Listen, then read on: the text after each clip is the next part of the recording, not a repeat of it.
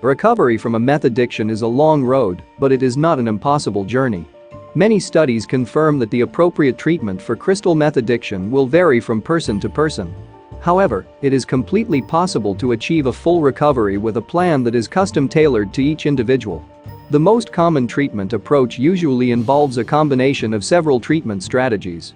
Detoxing from the drug is more than just a physical act, the mind also needs to be trained how to function without meth. Therefore, treatment also needs to address the psychological damage that has occurred as a result of meth addiction. It is possible to recover function and develop a flourishing life without the need to use meth every day. Cognitive behavioral therapy and intervention strategies are often highly successful treatment approaches. Understanding the root of addiction and counseling for family members is also equally important. Detox approaches will vary for each person, depending on the level of addiction. For moderate addictions that have not lasted very long, outpatient treatment facilities are generally successful. For those who have more serious long-term meth addictions, inpatient treatment programs might be the better option. In this scenario, a person will be able to physically detox from meth under the care and supervision of trained staff. This approach to detox is often less stressful, as it's possible to offset meth cravings with medication.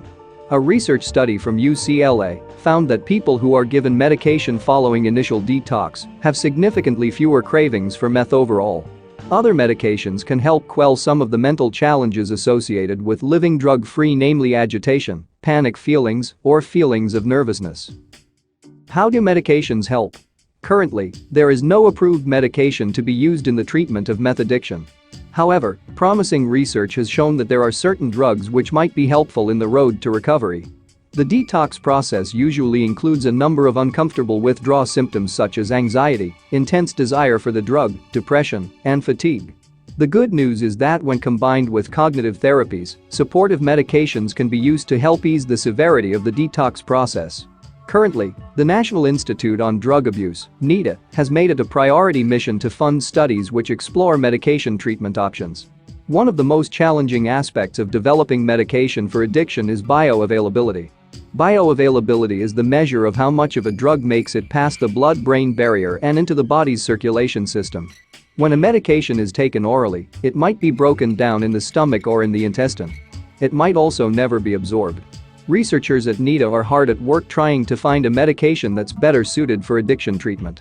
The good news is there are plenty of other medications on the market today.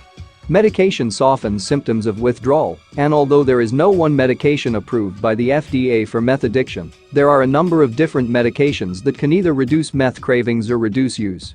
The combination is thought to be the most effective pharmacological approach to treating addiction. The emerging field of addiction research is still searching for drugs that have an impact on meth addiction. Each person will respond differently to medication, depending on the length of addiction and intensity of addiction. Current pharmacological approaches to meth addiction include dopamine partial agonists, GABAergic agents, and serotonergic agents. Even though most research studies aren't successful, there's promising evidence that these three classes of medications hold the key to helping overcome meth addiction. A specific group of medications have been studied for reducing meth use. These include the following: bupropion, an antidepressant that has stimulant-like effects. It inhibits the reuptake of dopamine and increases dopamine in the brain. This might help offset withdrawal symptoms as well as the cognitive defects associated with meth use. Modafinil, a non-amphetamine stimulant that has dopaminergic effects. The stimulant-like activity of this drug might be a good treatment for symptoms of withdrawal. It can also help with memory, motor, and attention in adults who have long-term drug addiction. Naltrexone, an opioid antagonist, might help reinforce the role of behavior sensitization, as well as blocking cravings. Mirtazapine, it might help reverse methamphetamine-induced conditioning. As an antidepressant, it might help with withdrawals in outpatient settings. Topiramate, it has several neuropharmacological actions, including the enhancement of GABA, a chemical that helps people feel relaxed, and may act as an anti-craving medication. Reducing meth cravings with medication. There are a variety of medications which have been evaluated for their efficacy in reducing meth cravings. However, much like the medication treatments to reduce meth use, there hasn't been overwhelming success. However, there are some medications available which seem to offer some hope in craving reduction. 1. Dextroamphetamine. A stimulant that affects the central nervous system, helps people to focus, and releases dopamine into the body. 2. Rivastigmine. More research is still needed, but studies show this might be useful in reducing meth cravings. 3. Bupropion. Clinical trials have shown this medication to be beneficial in reducing cravings in people who have less severe addictions. 4. Nicotine. This might be useful to reduce cravings in people with less severe addictions. 5. Naltrexone. New studies show that this medication can help reduce meth-seeking behavior, as well as cravings for meth. Medications that may reduce both meth use and meth cravings. Though more research is still needed to explore the benefits of pharmacological treatment for people who suffer from meth addiction, there have been promising results. The scientific community understands that there's a significant difference between craving meth and using it. That's why there's a robust interest in finding a medication which can address both prongs of addiction. There are 2 known medications which have been shown to be useful. Bupropion is the active chemical ingredient present in 2 different name brand medications and helps reduce both the high from meth and the desire to take the drug. This is exceptionally promising, as it suggests it might offer a clinical treatment to combat the neurological brain chemistry component of addiction. Naltrexone is an FDA-approved medication that helps treat both alcoholism and opioid addiction. In the brain, it functions as an opioid receptor antagonist. That means that it blocks other drugs that would have an effect on opioid receptors, like meth. More research is needed, but it might also be useful in treating the desire to use meth, which is very good news for anyone suffering from this addiction. Immunological treatment. One of the most promising aspects of addiction research is in the field of immunological treatments. These treatments use lab-created antibodies to specifically target meth inside the bloodstream. In blocking the high achieved from meth use, researchers think it might be useful in quelling the need to use the drug. Medication use in treatment facilities. There are different types of treatment available when you're ready to quit your relationship with meth. The 2 main types are outpatient treatment and inpatient treatment.